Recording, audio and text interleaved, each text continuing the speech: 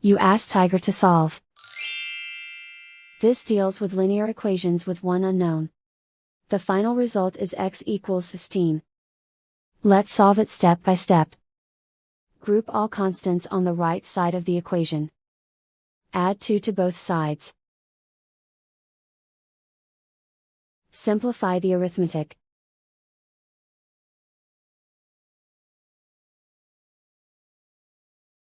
Isolate the x.